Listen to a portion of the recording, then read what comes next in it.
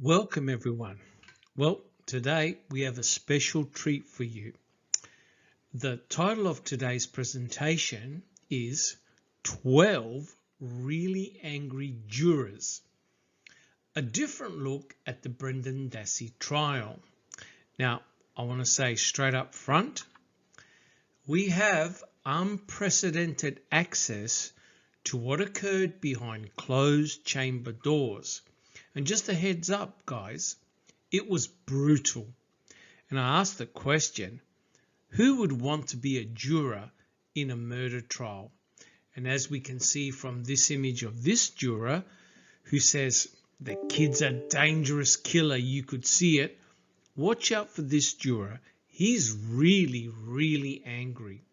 Okay, guys, so let's examine what happened after the trial was completed. Now, as we know, Brendan Dassey's first day of the trial was April the 16th, 2007. And he was brought into the courtroom, and as you can see, poor Brendan Dassey was all shackled up, and there were a lot of law enforcement officers around him. And of course, they had to ensure that he was shackled up, because as we know, guys, Brendan Dassey, he was a dangerous, dangerous man. Okay, so we have 9 days of oral arguments from both the state and the defense. The judge now addresses the jurors. A premeditated murder is the most serious charge tried in our criminal courts. It's now your duty to sit down and try and separate the facts from the fancy. If there's a reasonable doubt in your minds as to the guilt of the accused, then you must bring me a verdict of not guilty. Have a look at that juror. He's already got a nasty look on his face. Oh, and there's a juror in the background. He's in deep thought. However you decide, your verdict must be unanimous. You're faced with a grave responsibility. Thank you, gentlemen. The jury will now retire. Now, if we have a look at this picture here, some of the jurors give a final glaring stare at Brendan Dassey. Now remember, his fate is now in their hands. Okay, so now all 12 jurors are locked in a room, and as we can see, some begin giving their thoughts to other jurors. What gets me is the way those lawyers talk and talk and talk. And of course, we all saw the trial, and yes, indeed, those lawyers do talk and talk all the time. Now, even when it's an open and shut case like this one. So you can see very, very early on that this particular juror has no doubt about Brendan's guilt. Now the question is, can he convince anyone else? What was your impression of the prosecuting attorney? And as we know, one of the prosecuting attorneys was Attorney Fallon, and he definitely was brutal towards Brendan. I thought he was really sharp, the way he handled all those points one by one. A lot of drive too, you know, real drive. Now, the jurors commence their deliberations. This particular juror will keep tabs on the votes. We can, well, discuss it first and then vote on it. I think it's customary to take a preliminary vote. So now all the jurors are going to take a preliminary vote whether they find Brendan Dassey guilty or not guilty of the crimes that he's been charged for. Yeah, let's vote. Who knows? Maybe we can all get out of here, huh? Now, Brendan's future is in the hands of these 12 jurors, and you can tell that one already is clearly impatient. This cannot be good. Of course, you know that we have a first-degree murder charge here. Okay, then, just remember that this has to be a 12-0 either way. So as you can see, this particular juror explains the seriousness of the charge and the vote must be unanimous. Now, all those voting guilty, please raise your hands. Slowly, the jurors raise their hands. Okay, that's 11 guilty. One person says not guilty. One, right? That's 11 guilty, one not guilty. Oh, look what this particular juror says. Boy, oh boy, there's always one, and he's laughing his head off. Well, I guess we talk, and this is coming from the juror who said not guilty. This particular jury stares at the guy who says not guilty. You really think he's innocent? The juror says, I don't know. Straight away, this kid's a dangerous killer. You can see it. And as you can see, this particular juror appears to be highly polarized in his opinion about the guilt of Brendan Dassey. Now, here's the key critical question. Will he actually influence others behind closed doors? No one had to think about it twice except you. I want to ask you something. Do you believe his story? You couldn't change my mind if you talked for 100 years. This particular juror, he's got his mind already made up. We can't decide it in 5 minutes. Supposing we're wrong. He got a fair trial, didn't he? What do you think that trial cost? You're not going to tell me that we're supposed to believe this kid knowing what he is? Well, that comment really sparked up this juror who shoots up and says, do you think you were born with a monopoly on the truth? This juror says, well, perhaps you could tell us why, let us know what you were thinking. In other words, why that particular juror voted not guilty. And we might be able to show you where you're mixed up, because remember, the initial vote was 11 guilty, 1 not guilty. That it's up to the group of us to convince this gentleman that he's wrong and we're right. This juror says, I just think he's guilty.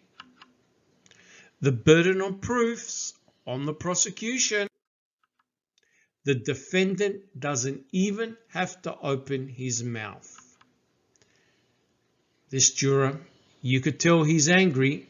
Now, these are facts. You can't refute facts. The kid is guilty. This juror says, it's obvious, to me anyway, that this boy's entire story was flimsy. Okay, can I pass it? This particular jury didn't want to give a vote at this particular point in time. This juror says, I started to be convinced, very early in the case, because if you don't have a motive, where's your case, right? I don't know. It's all been said. So clearly what's happening here is that the jurors are going round the table giving their opinions. So this particular juror, he doesn't know what else to say. He's saying that it's already been said. He was born in a slum. Slums are breeding grounds for criminals. It's no secret children from slum backgrounds are potential menaces to society. According to the testimony, the boy looks guilty. Maybe he is. I sat there in court for 9 days, listening while the evidence built up. I began to get the feeling that the defense counsel wasn't conducting a thorough enough cross-examination. I mean, he let too many things go by, little things that maybe it's also possible for a lawyer to be just plain stupid, isn't it? And as we can see here, Len Kaczynski was one of Brendan Dassey's appointed lawyers. So, Brendan's defense got off to a very shaky start. He had to actually replace 2 lawyers.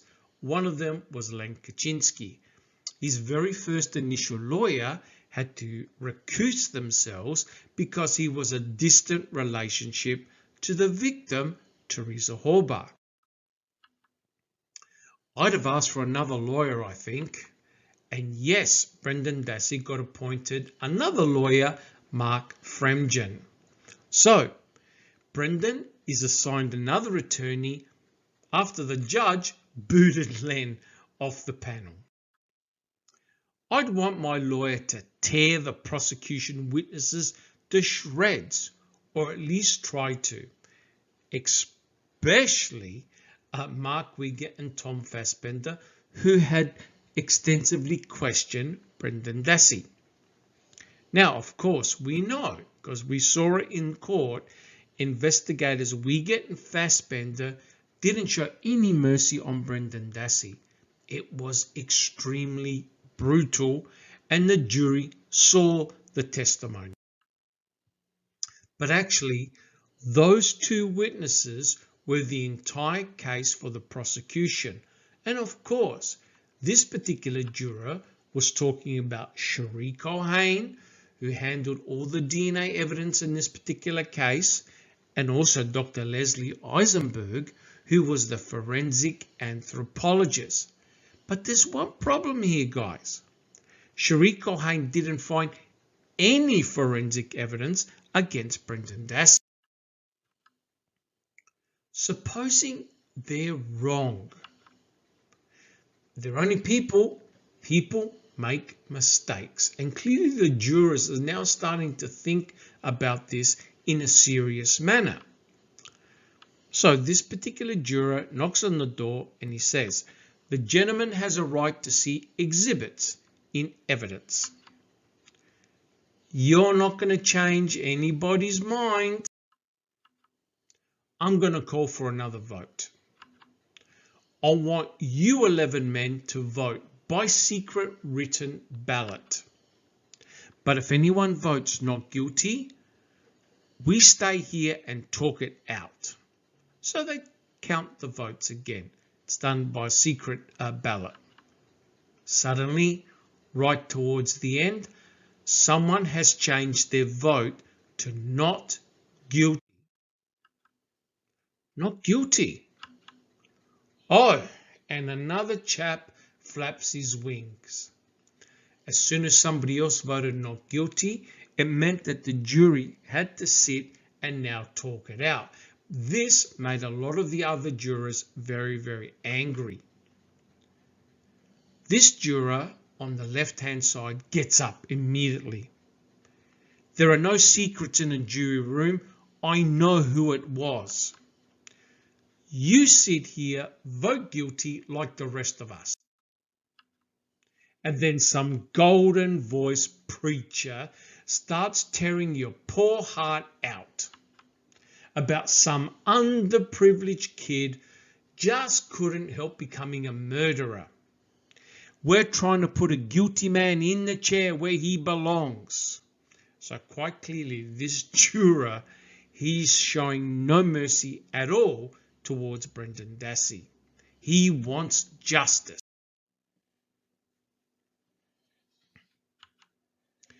someone starts telling us fairy tales and we're listening. He didn't change his vote. I did. Would you like me to tell you why? So he gambled for support and I gave it to him. This juror clearly is not impressed. So he goes up to another juror. I'm glad you're not one of those lets these emotional appeals influence him. This kid is guilty, pal. He's guilty for sure. So clearly these other jurors are trying to change the mind of the gentleman that voted not guilty. You think he's not guilty, huh? I don't know. It's possible. And as you can see, the media absolutely showed no mercy to Brendan. In fact, a lot of the media reports changed people's opinions when they heard about all the graphic details. People were convinced that Brendan Dassey was guilty as sin. You can say what you like. I still don't see how anyone can think he's not guilty. And as you can see, Fassbender and Wiegert had set Brendan Dassey up to call his mother the day after he gave testimony. And when Brendan Dassey phoned his mum, Barb, they played that tape in court, and you can clearly hear that Barb was not too happy and started to scold her son about what had allegedly happened to Teresa Horbach. And that didn't go down too well in the jury, let me tell you now. It was very, very bad.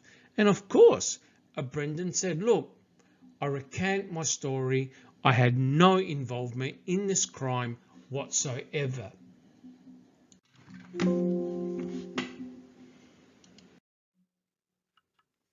Bright, he's a common ignorant slob.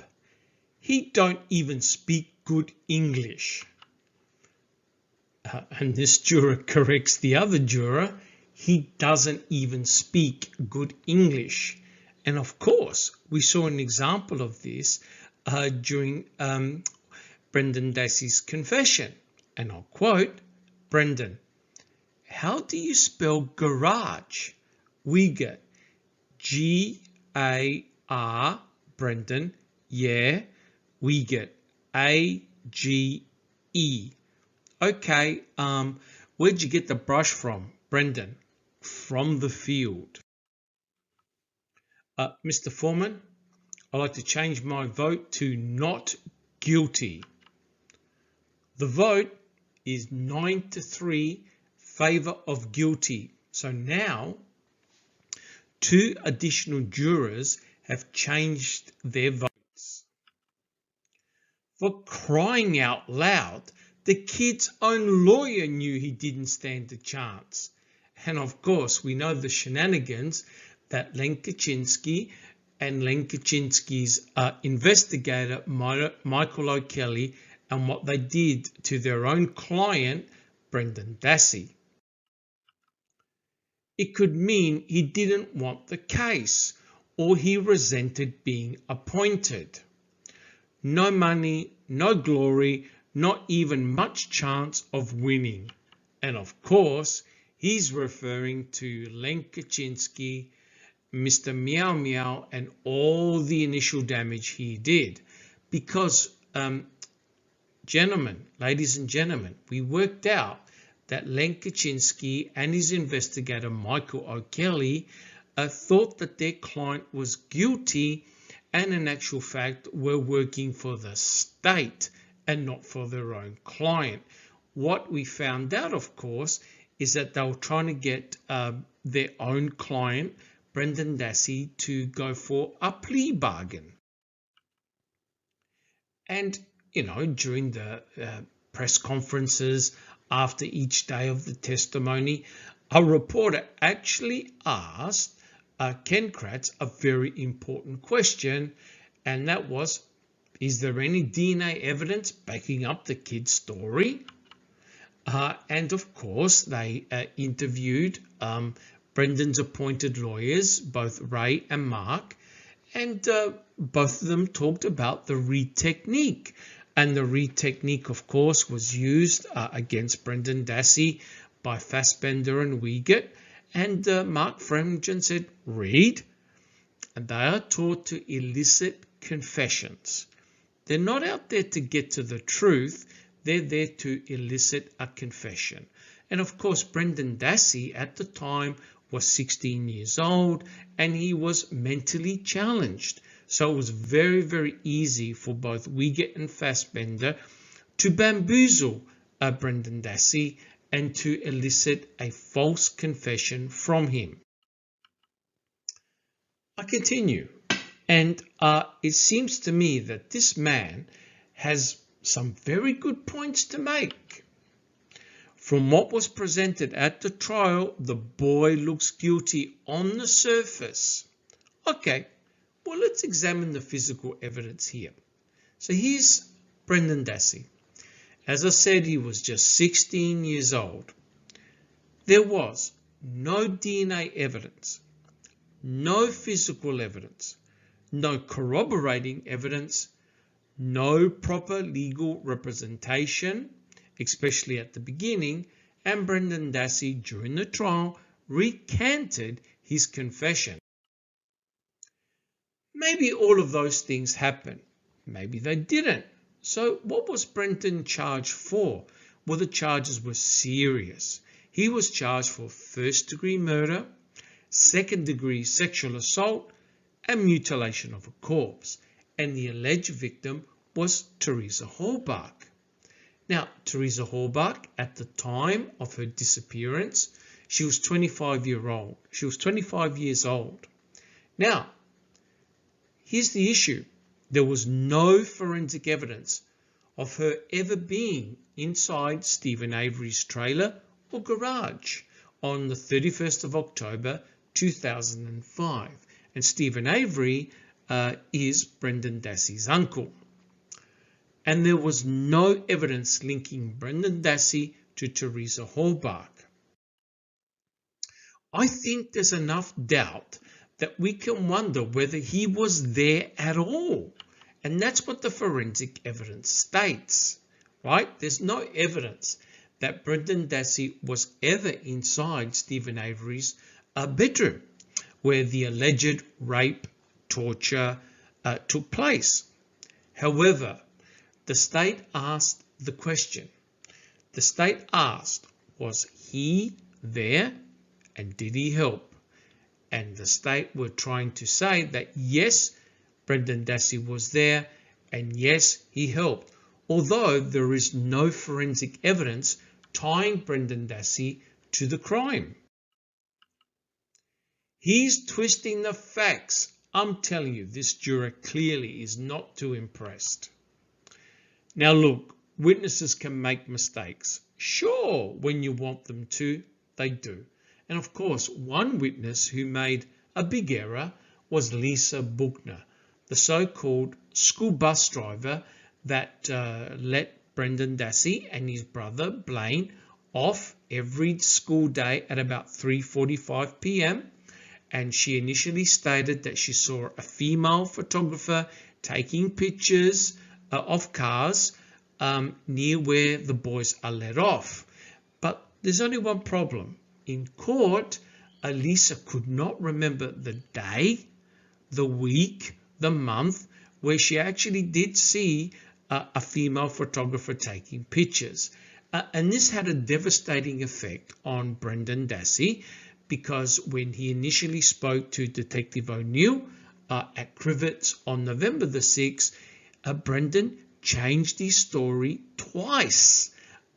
First of all, he said that he never saw Teresa Halbach or her vehicle, but however, when Detective Anthony O'Neill was speaking to him, and Anthony O'Neill had some information from another agent, Skolinski, who had received information from Lisa Buchner about seeing the female photographer, Brendan Dassey then changed his story twice. So clearly, Brendan trusted what Lisa said about seeing the female photographer, and he just simply adapted his story and said, oh yeah, that's right, I did see Teresa Horbach. She drove past me to go out of the Avery salvage yard where he lives. And then he said, oh, that's right. Yeah, just when I was about to go home inside my home, I saw Teresa and Stephen. They were both outside next to the vehicle. So the upshot of all this was that Brendan Dassey was malleable. He was able and willing to change his story based on what adults had said.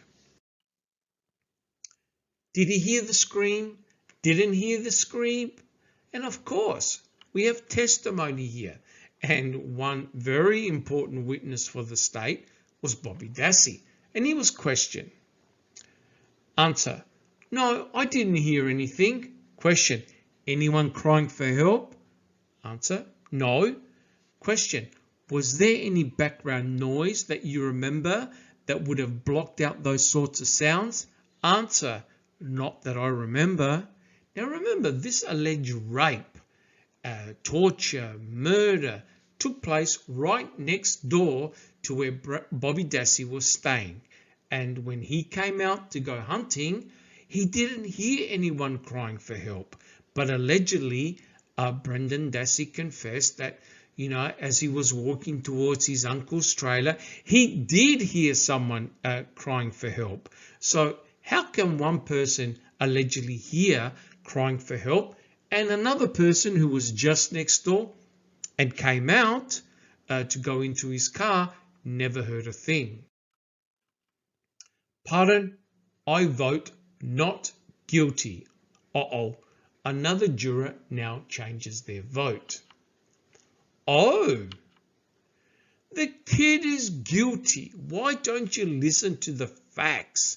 This juror continues to be very, very angry and upset. The vote is 8-4 favour of guilty. What is this? Love your underprivileged brother week or something? Clearly, this juror was doing a big song and dance. He was very upset with what was happening in the courtroom, in the room where all the jurors were. Suddenly, some of the jurors were starting to go from guilty to not guilty. There is reasonable doubt in my mind. Brother, I've seen all kinds of dishonesty in my day, but this little display takes the cake. And oh yes, I'm sure this juror wasn't actually referring to what happened before the trial took place, right? We have Ken Kratz, we have Sheriff Pagel. They go on national television, basically telling the story from what Brendan Dassey said to them without corroborating any evidence at all. Because remember, poor Brendan Dassey, he was interrogated for over 3 hours on the 1st of March by Mark Wieger and Tom Fassbender. That's when Brendan Dassey confessed to all the crimes that he was going to be charged for.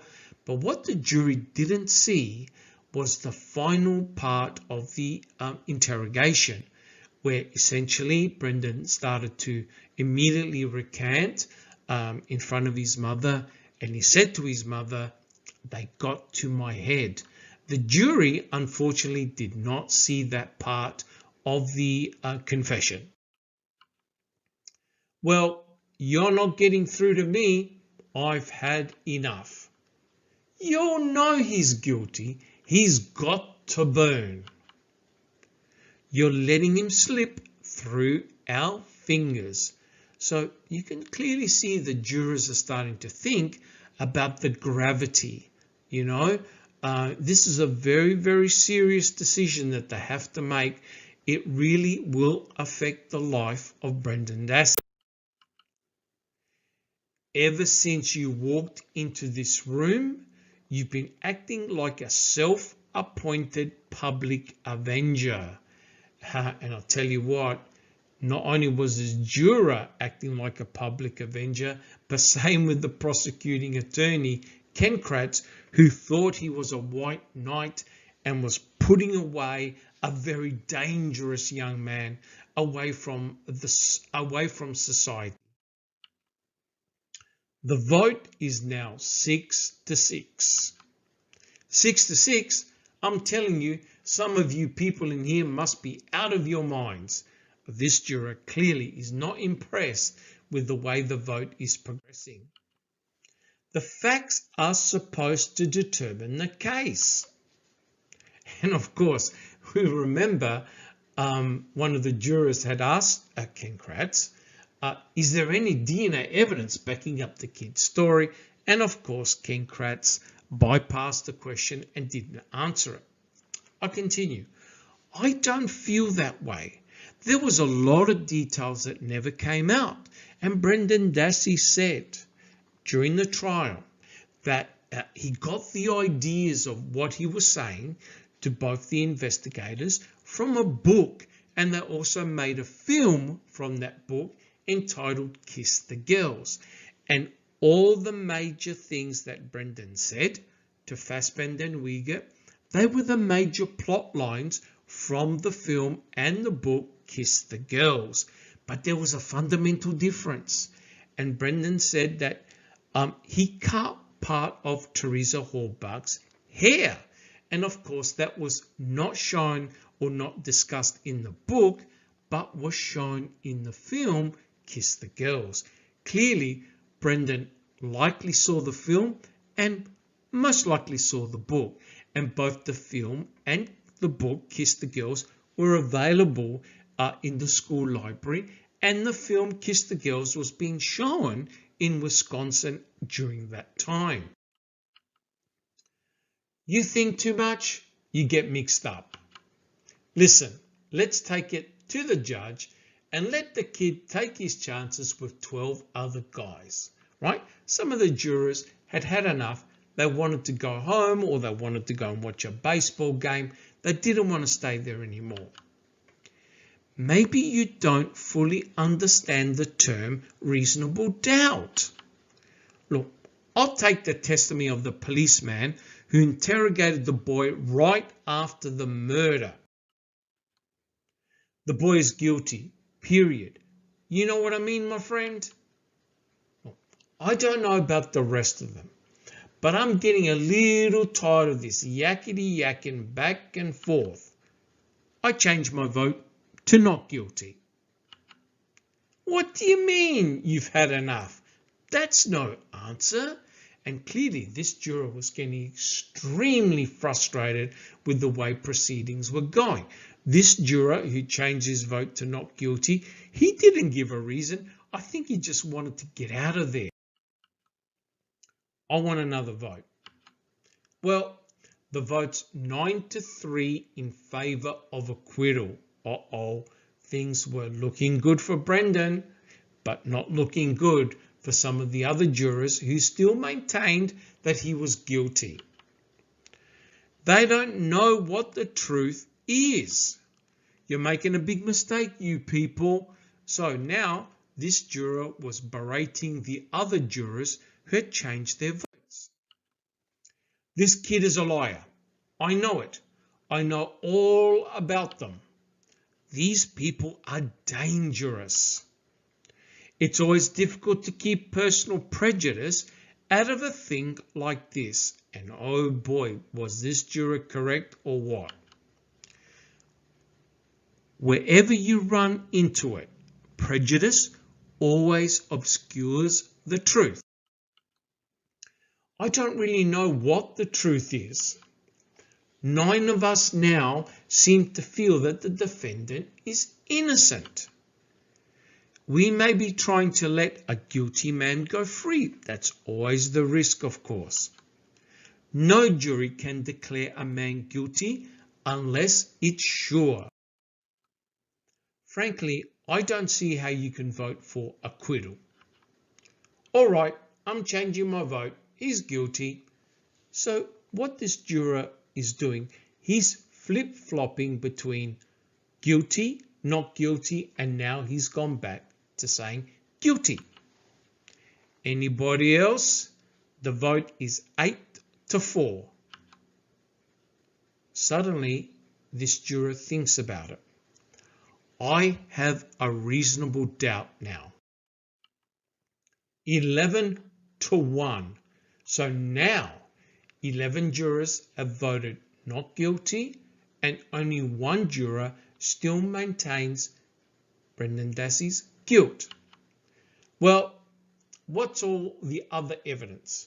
What about all that stuff? You're alone. So remember, initially it was this juror who was alone. Now it is the other juror, the very aggressive one, who's now alone. I don't care whether I'm alone or not. It's my right. It's your right. Well, what do you want? I say he's guilty. You lousy bunch of bleeding hearts. So now the shoe is on the other foot, and clearly this juror is feeling the heat. He's not happy. I'm entitled to my opinion.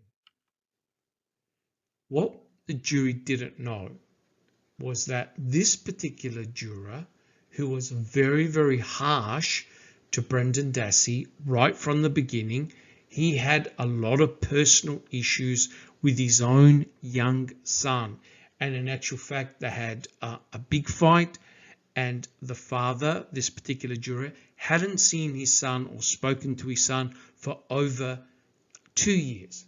In fact, in front of the other jurors, he got so angry. This photograph that he initially showed to the other jurors, he got it and he cut it up and threw it on the ground. Eventually, the juror said, not guilty. Foreman, we're ready now. And as you can see, everyone in that room said not guilty.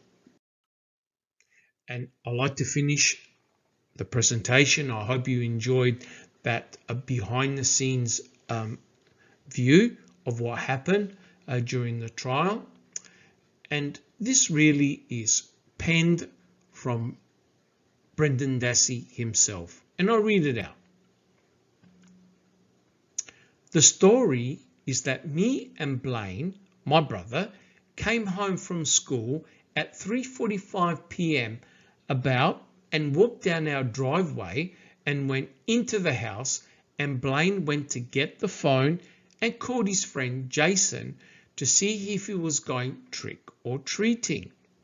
Then at 5:30 went up the road to go with Jason and picked him up. My mum came home when Blaine was walking up the driveway. Blaine was halfway to the mailbox to get picked up when Mum came home. Then Mum left home at 6 p.m. to go shopping with Scott. I was in my room playing PlayStation 2 and got a call from Blaine's boss, and I told him that he was gone trick-or-treating with a friend. He told me to tell Blaine to call his boss when he got back home at 11:30 p.m. I then went back to my game and played it for an hour or so and got a phone call from Stephen at home that if I wanted to come over to the bonfire and help him with burning tyres and branches and wood, van seat, cabinet, and we used the golf cart to carry the stuff over to the fire. Then Mum and Scott came home from shopping at 8:30 p.m. and then she called Stephen on his cell phone and told him I was to be home at 9:30 to 10, and she asked him if I had a sweater on because it was cold that day. I went home at 9:30 and watched TV for an hour or so, and Mum told me it was bedtime. So I did so and went to bed and woke up at 7 a.m. for school. That is the true story. Thank you, everyone. My name is Dr. Silkman, and I'm from the Foul Play team. And we have a YouTube channel where we've done many other presentations on both Brendan Dassey and Stephen Avery. And I'd just like to say that all the scenes that were shown in this presentation, they all came from a 1957 film that was directed by Sidney Lumet called 12 Angry Men. And it is one of the best films I've ever seen. It taught me a lot of valuable lessons about the judicial system and also the power of one person to use logic and reasoning. Thank you very much. God bless. Thank you, Dr. Silkman, for the great presentation.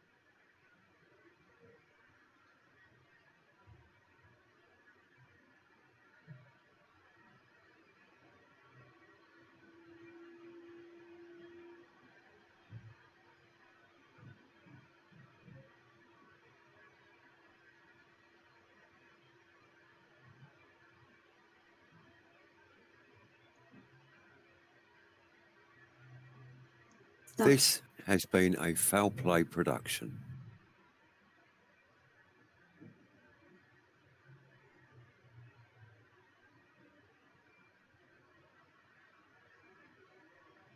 Well done, everyone. Beautiful. Thank you, Dr. Silkman. Thanks, Doc. You're the biz. Wow, this was something beautifully put together and